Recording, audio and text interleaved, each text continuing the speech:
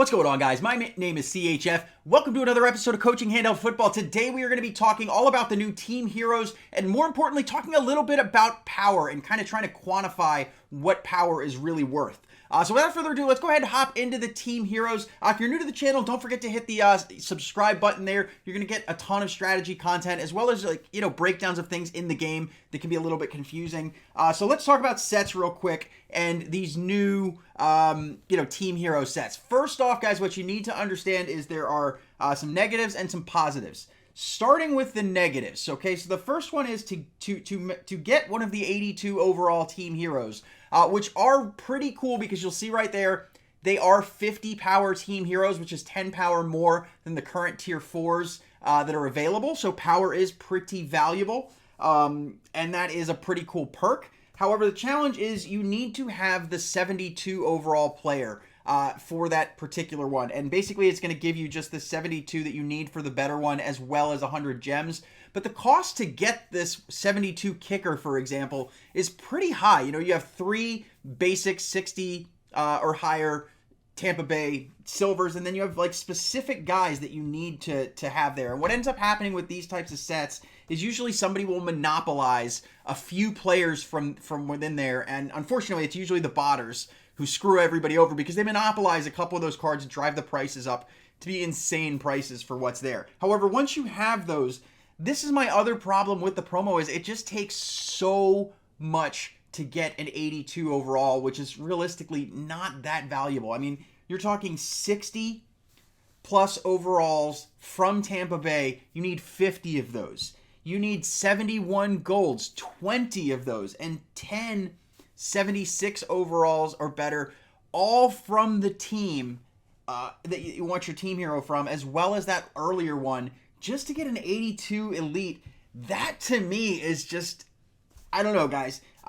The power thing is cool, but other than that, it's just, guys, I can't endorse this this program or these sets. There's just, what I would say is there's no way you're going to get your money back out of it, especially because I believe these guys are non-auctionable. Yeah, they're non-auctionable, so down the road you won't even be able to sell it unless EA changes something. Don't get me wrong, there's some good cards. The 50 power thing is cool, but I would stay away from these until prices come down drastically.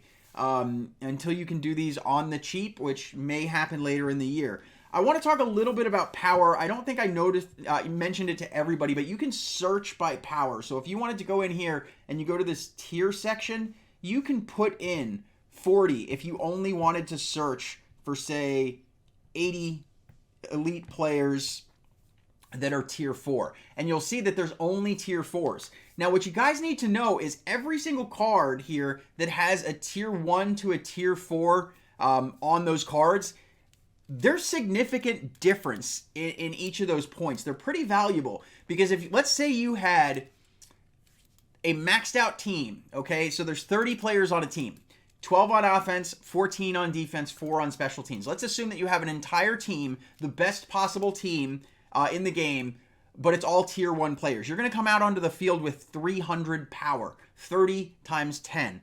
As opposed to the guy who has the tier 4, which would come out with 1,200 power. We're talking over the course of your whole team from going from all tier 1 to tier 4, that's 900 power, which if you have a 900 power advantage over someone, you are going to get +5 overall to the squad. So that's exactly what happened. Even if you had the best possible team, and one was tier 1, one was tier 4, the tier 4 guy would be playing at a massive advantage over everybody else. So knowing that you can search for and find them that way, I would look to, bid snipe or buy it now snipe if you're trying to build a team now. Otherwise, I would just say, go out there, try to make some coins in the auction house, start building it up and waiting for later promos. But guys, that is what I think about team power. They will also continue to level up as you use them. But guys, don't sleep on power. Again, I would basically consider, based on the total number of power, each level is almost like 1%. Each level of one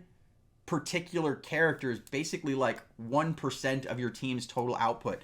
So just by taking one player who's down at level 1 instead of a level 4, that's a 3% drop to your max power, which is pretty huge for one freaking guy. But anyways, That's the video, guys. I'm going to probably be doing a full play breakdown tomorrow where I'm just going to take you guys through a ton of different reads on a particular play, and it is going to be a money play. So make sure you have the bell on to see that. I love you guys. CHF out.